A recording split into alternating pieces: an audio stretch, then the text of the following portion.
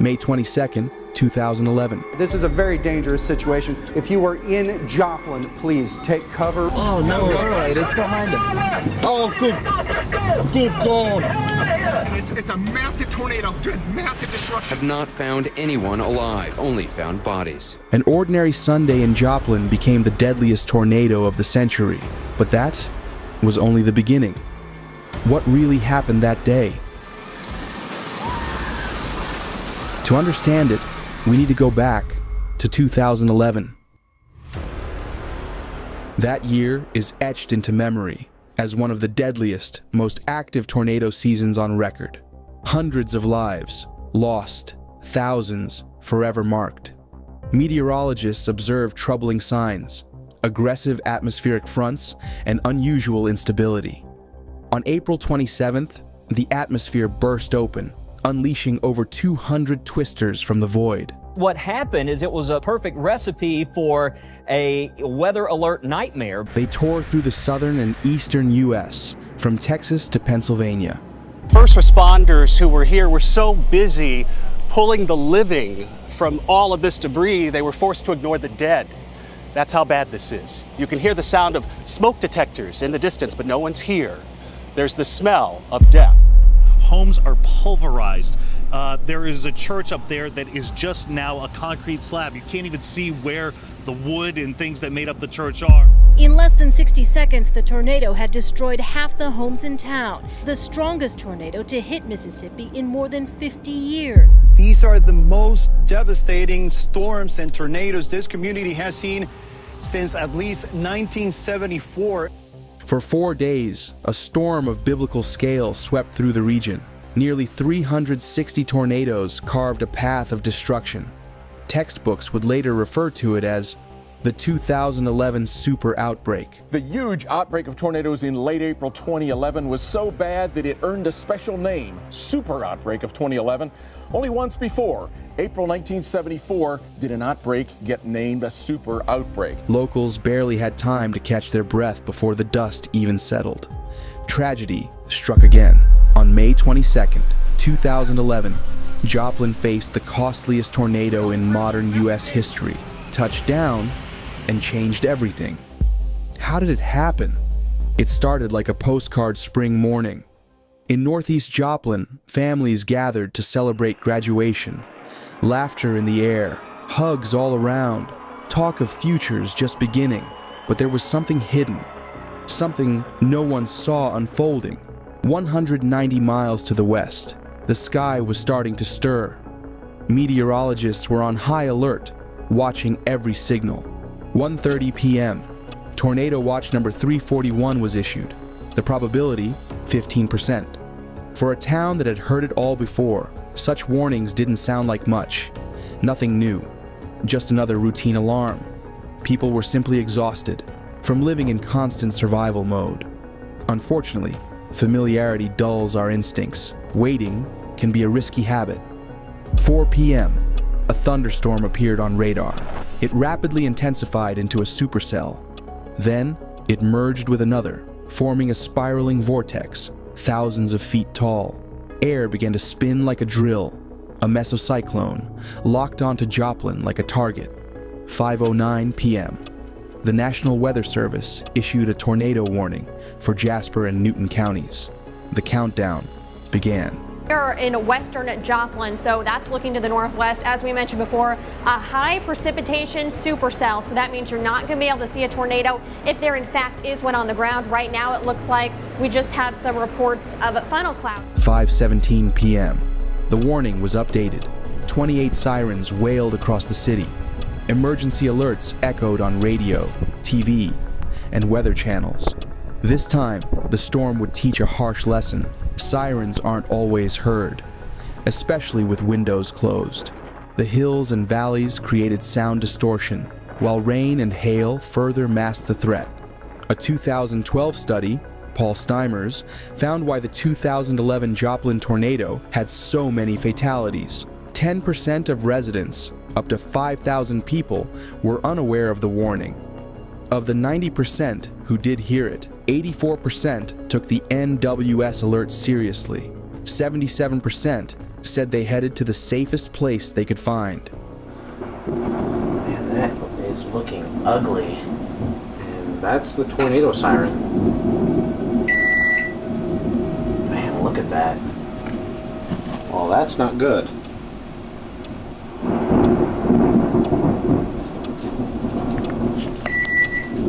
"5:29 p.m. On meteorologists' screens, the Hook echo became crystal clear. Strike was inevitable. We've got some information on this storm. Let's go ahead and go to the Freeman First Alert Doppler radar.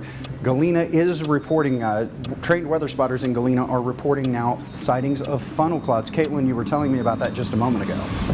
5:34, the tornado made landfall on Joplin's southwest side. Public report, meaning that one of their trained spotters hasn't seen it, but there's our tower cam.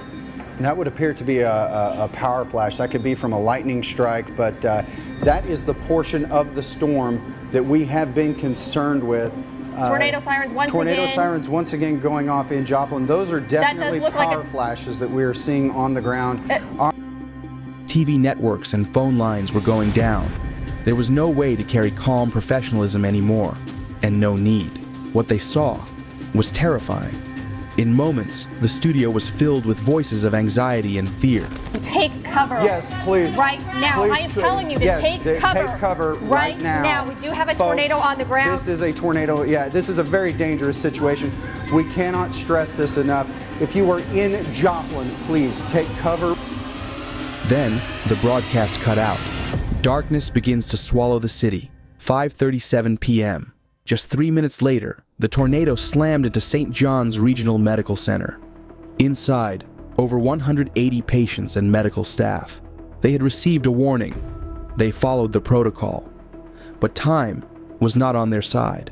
Hospital that's right here cannot take any patients because the hospital has no power. It was hit very, very hard. You can see nearly every window in the hospital has been damaged. The roof severely damaged. Every vehicle in the parking lot is a total loss. They've taken all their critical care patients to a neighboring hospital, and that hospital cannot take any more patients other than life-threatening injuries. The tornado ravaged the hospital, knocking out the main power and the backups.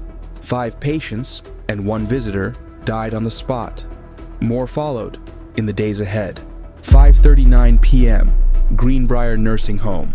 These would become the most harrowing minutes of a national tragedy, all within the walls of one building. It was a place for those who had already weathered their storms in life, and now it stood directly in the path of another. Inside, around 90 people, elderly residents, visitors, nurses. The staff reacted quickly to the warning, guiding everyone into the interior hallway. They did everything right. Still, nothing is ever guaranteed. The hum turned to a growl, the growl to a roar. The building trembled and collapsed. 21 lives gone in seconds. 5:40 p.m. The tornado reaches Joplin's downtown core. Homes are wiped off the map. A security camera captured the street disappearing, frame by frame. But the storm was only gathering force, charging toward Joplin High School. Several wings of the school vanished. Surveillance footage caught the moment wind tore through the hallways. Windows exploded, walls caved, ceilings crashed down. Had graduation not been relocated to a university campus miles away, it might have been the funeral of 400 more lives. Days later, pieces of the school were found over 60 miles from the city. I just found this happy graduation, I don't know if it's a necklace or what it is, but this tornado happened at the same time that the graduation ceremonies were going on here in Joplin. The graduation ceremonies, thankfully, were not happening at the high school itself because the high school was demolished. So just one situation after another. There's a story kind of every 5 feet you walk around here. The nearby Franklin Technology Center, the region's vocational training hub, was also struck. Everyone inside during the impact survived, by some miracle. 5:42 p.m. Nature's blind fury struck the Harmony Heights Baptist Church. Inside, over 50 congregants had taken shelter. But tornadoes recognize no sanctity. They don't stop for reverence or for human fragility. 3 lives were lost. Their bodies were found beneath the crumbled roof. One of them was the pastor's mother. The best mother a man could ever have. The solo that I sang was a special song that she requested that I sing. Just about the end of the solo is when they let us know that we needed to take cover. As a symbol of faith and resilience, the church was later rebuilt. 5:43 p.m. The tornado achieved peak intensity, winds between 155 and 224 miles per hour. EF5, the highest on the enhanced Fujita scale. For comparison, a Formula One car hits that speed at full throttle, but here, no track, no driver, no finish line, just pure destruction. It's tearing up the entire city on the south side of Joplin right now, and it's a massive tornado, massive destruction. The storm smashed into the Hampshire Terrace apartment complex. 12 more lives were taken. Dozens more changed forever. Then, like a detonation, it hit Rangeline Road, the city's commercial heart. Stores, gas stations, families out for dinner, children holding ice cream cones. Storm chasers captured the moment on film. Yeah, we're in trouble. We gotta find some place to take shelter. Oh, storm shelter. Yeah, I'm not worried about the tornado as I am about gigantic hailstones. What about that Home Depot? Would that be a bad spot, or I don't know, because all I see is close by. See, get those lights to turn so I can get that. Oh, so I just saw that big power flash. Whoa, straight through those trees. That was a big power flash. There could be lightning too. Could be lightning, yeah. I need to cross. It's too low to be lightning. That's very, very low. Oh my God. No, that's power flashes. Oh, that's lots of power flashes. It's like power flashes. We need to get out of this town. Holy Jesus. Wow. You can see it, the shift from thrill to horror. The gut punch of a tour guide shouting, "Get out of there right now." This was no longer a show. It was a death sentence. Oh shit. That means it's past this though. You can see the monster, you can see the whip. Oh shit. You can see the rain wrapping there. Freaking go, people. Go, just go. Oh no, alright, it's behind him. Oh good. Good God. This is bad, really bad. Jesus. This is bad. That's a monster, this. Oh, explosion. Oh my God. Power flash. That's it is monster, right there. Man. In mere seconds, AT&T, Walmart, Pizza Hut, and Home Depot were obliterated. There was almost no way to survive in that area. Cars were wrapped around trees. Others were hurled into nearby businesses, over 200 meters from the parking lot. Metal, twisted like foil. In one car, they later found an empty child's car seat. The driver was never identified.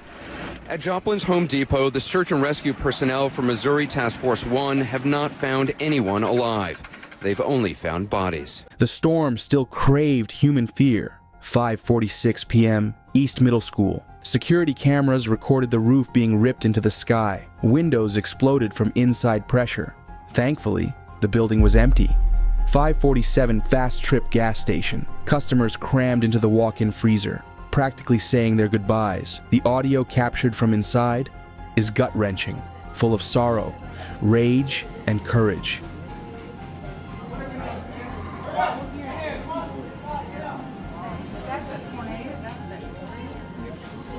Everybody get down. Low on the ground. Yeah, I know.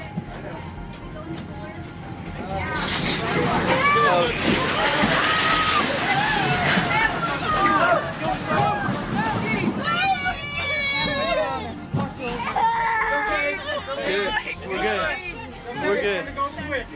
We're good. It's okay. I think we're gonna do it.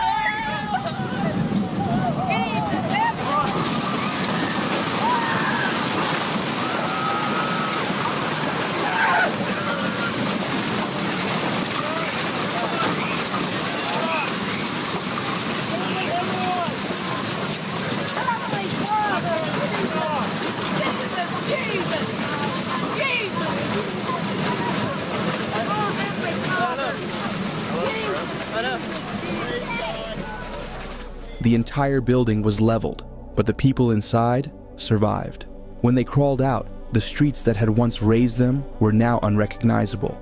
What had once been alive with motion and sound was now piles of brick, shredded metal, and the smell of gas in the air.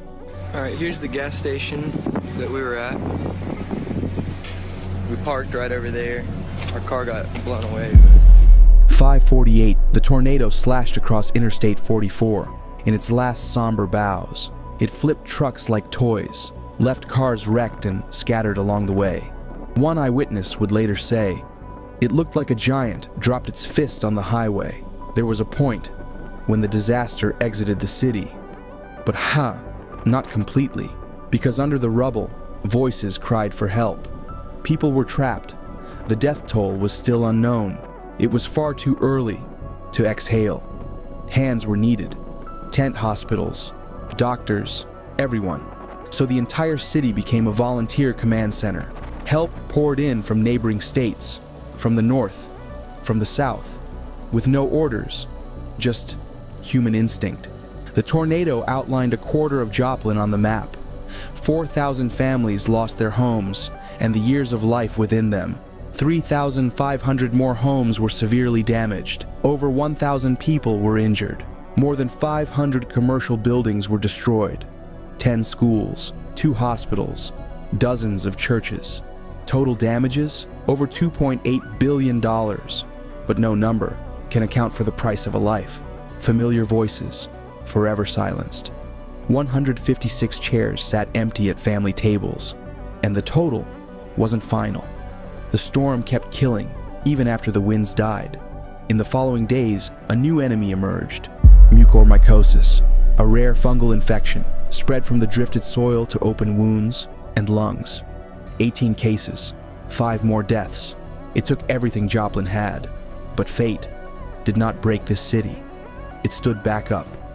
Within 3 years, school bells rang again. The hospital reopened, and Mercy Park bloomed where ruins once lay. Only thunder, sleepless nights, old photos on shelves, and quiet memorials kept the pain alive, but so does the memory of quiet heroism. Christopher Lucas, Pizza Hut manager, saved 15 people by leading them into the freezer. He held the door shut from the outside with a belt because it wouldn't lock from the inside. The tornado took him. Everyone else lived. The only reason we survived is because he held the door shut with a strap. Dean Wells, an employee of a Home Depot, died holding the door, saving strangers. Literally, holding the door between life and death. He managed to lead dozens of customers into a break room, the only shelter the store had. While heading back to help more, he was buried under the rubble of the wall. Don Lansaw shielded his wife in the bathtub. The house turned into splinters. He didn't make it. She did. I felt him cover me, and then he didn't move anymore. That was love, stronger than death. You know, he's my hero. While shielding her body, Dawn was hit by debris and died of a puncture wound to the back. Grace Aquino wrapped her arms around her 11-year-old son as the church walls collapsed. He lived. She didn't. At her funeral, the pastor said, "She was a prayer made flesh." Cheryl Nelson, AT&T clerk, led a family with young children to run for shelter, stood by the door, bracing it shut until the building gave way. 10 survived. She didn't. Mark Lindquist, social worker, covered 3 disabled clients with mattresses, then lay across them himself. All 3 died. Mark was thrown a block away, coma. But Lindquist kept fighting and proved doctors wrong. He came out of the coma and started asking questions. The first words he said to me were, "Are my guys okay?" And I had trouble dealing with that at first, you know, but I realized that they're in a better place. And now instead of me watching over them, they're kind of watching down on me, and I actually feel like I have 3 angels. After coming out of the coma, his life was put on hold again. He contracted the life-threatening fungus disease. He saw an angel in a light green light, and he said at that point, I knew the fungus was gone. And very soon after, they told us he was free of the fungus. And he lived to remember. The tornado took nearly everything, but it couldn't take human dignity. It couldn't take love. Take care of one another. Every storm eventually ends, but the way we hold each other, that remains.